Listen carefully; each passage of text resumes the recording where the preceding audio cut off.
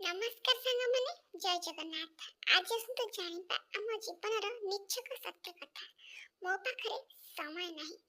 वीडियोटी को शेष पर्यंत देखिया पई आपनको अनुरोध। पूर्वे जो यात्रा 12 घंटा लागुथिला एबे 4 घंटा रे सरी जाय। तथापि मनुष्य कहे मो पाखरे समय नाही। पूर्वे जो परिवार रे 12 जन थिले आज मात्र 2 जन। तथापि मनुष्य कहे मो पाखरे समय नाही। पूर्वे जो खबर 4 सप्ताह रे पहुंचुथिला आज 4 सेकेंड रे पहुंची जाउछि। तथापि मनुष्य कहे मो पाखरे समय नाही।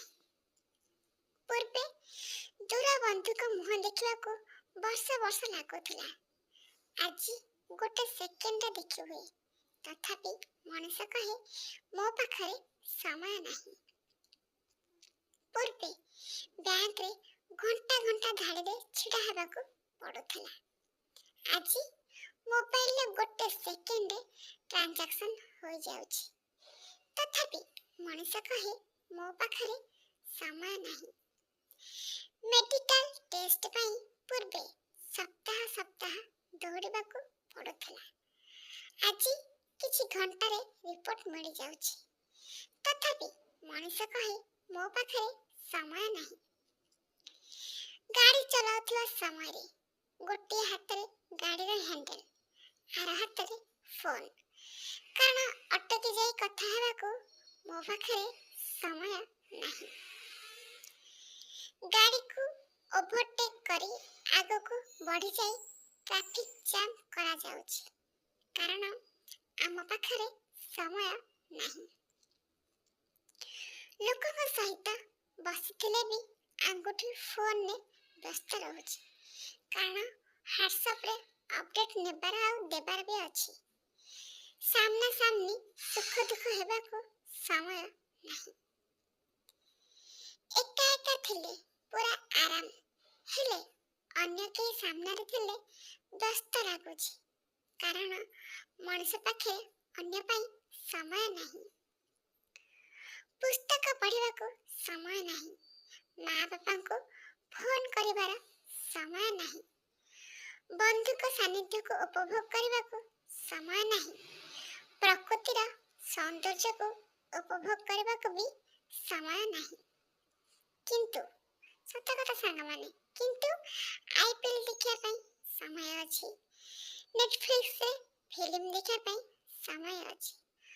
अर्थहीन रील देखिया पई समय अछि। सोशल मीडिया रे राजनैतिक वाद विवाद पई समय अछि।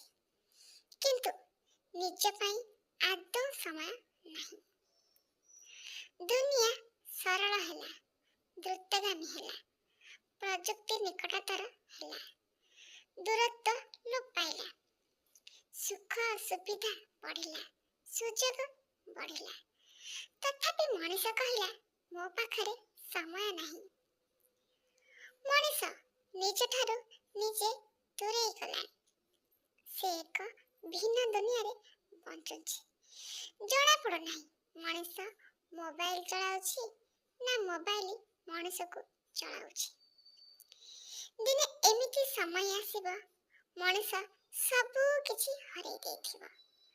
समय ता हाथ मुठारू खसी जाइथिबा। सेई शेष मुहूर्त से बुझिबा जे ता निकट रे प्रचुर समय थिला किंतु से केवल नाही नाही कही बंचिबा भूली गला। तेणु हे बंधु आज ही स्थिर कर प्रकृत जीवन कौन निज पई टिके समय दियो। संपर्क गुड़िक पई टिके समय दियो।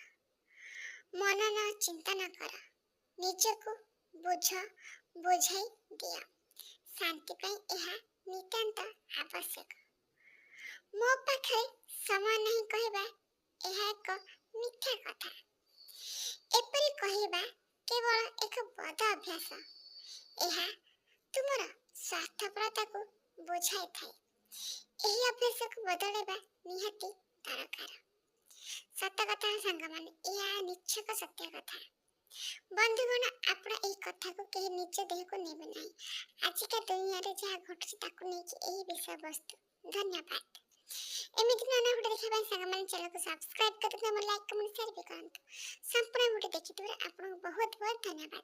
ଆଜି ପାଇଁ ରହୁଛି ସାଙ୍ଗମାନେ, ଜୟ ଜଗନ୍ନାଥ।